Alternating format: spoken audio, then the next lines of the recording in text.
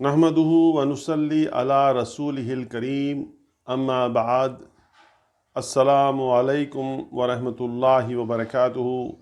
بسم اللہ الرحمن الرحیم المجلس العشرون یعنی 20ویں مجلس۔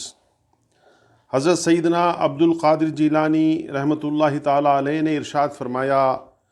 اس شہر میں رہنے والوں تمہارے اندر نفاق بہت بڑھ گیا ہے اور اخلاص کم ہو گیا ہے، قول بلا عمل بڑھ گئے ہیں، قول بغیر عمل کے کسی کام کا نہیں بلکہ وہ تم پر حجت ہے، نہ قرب خداوندی کا راستہ۔ قول بغیر عمل کے ایسا ہے کہ جس طرح بغیر دروازے کا گھر ہو اور جس میں کچھ بھی آسائش نہ ہو، اور ایسا خزانہ ہے کہ جس سے کچھ خرچ نہ کیا جائے، اور وہ صرف دعویٰ ہی دعویٰ ہے کہ جس کا کوئی گواہ نہیں، اور وہ صورت بغیر روح کے بت ہے کہ جس کے نہ ہاتھ ہیں اور نہ ہی پاؤں اور نہ اس میں پکڑنے کی قوت و طاقت ہے، اور تمہارے بڑے اعمال ایسے ہیں کہ جیسے جسم بغیر روح کے، کیونکہ روح تو اخلاص و توحید اور کتاب اللہ اور سنت نبوی صلی اللہ تعالی علیہ وسلم پر ثابت قدم رہنا ہے۔ ایسا نہ کرو بلکہ اپنی حالت کو بدلو، تم اچھے رہو گے۔ اللہ تعالیٰ کے احکام کو بجا لاؤ اور ممنوعات سے باز آؤ، تقدیر خداوندی کی موافقت کرو، اور مخلوق میں چند ہی افراد ایسے ہوتے ہیں کہ جن کے دلوں کو انس و مشاہدہ اور قرب الہی کی شراب پلا دی جاتی ہے،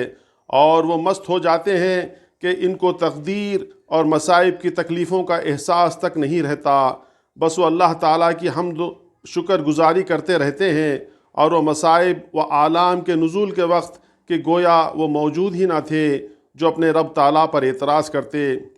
اہل اللہ پر اسی طرح کے مصائب و آلام نازل ہوتے ہیں کہ جس طرح تم پر ہوتے ہیں، لیکن بعض ان میں سے وہ ہیں جو صبر کرتے ہیں، اور بعض وہ ہیں جو آفات سے اور ان پر صبر سے غائب ہو جاتے ہیں اور انہیں کچھ خبر نہیں ہوتی۔ تکلیف کا ماننا ایمان کی کمزوری اور ایمان کا بچپن کے زمانے میں ہوتا ہے، اور جب ایمان نوجوان اور قرب البلوغ بن جاتا ہے تو صبر کرتا ہے، اور اس کے کمال جوانی کو پہنچ جانے کے وقت موافقت ہوتی ہے، اور راضی برضا الہی ہو جانا ہے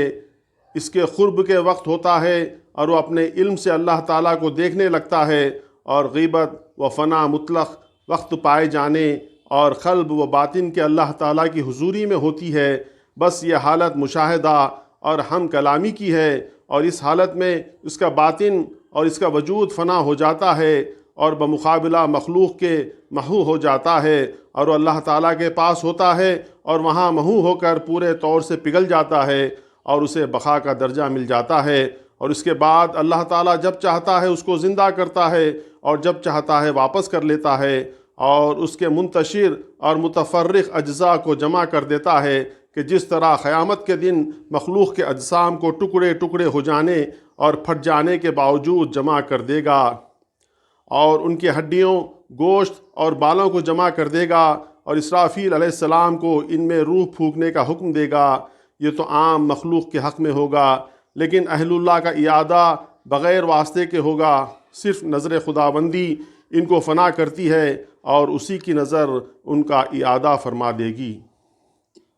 شرط محبت یہ ہے کہ محبوب کے ساتھ نہ تیرے لیے ارادہ باقی رہے اور نہ اس کو چھوڑ کر دنیا یا آخرت یا کسی مخلوق سے مشغولیت ہو۔ اللہ تعالیٰ کی محبت کوئی آسان بات نہیں جو ہر ایک اس کا دعویٰ کرنے لگے، اور کتنے لوگ ہیں جو اس کا دعویٰ کرتے ہیں حالانکہ محبت ان سے دور ہوتی ہے، اور کتنے ایسے لوگ ہیں جو محبت کا دعویٰ نہیں کرتے حالانکہ محبت ان کے نزدیک موجود ہوتی ہے۔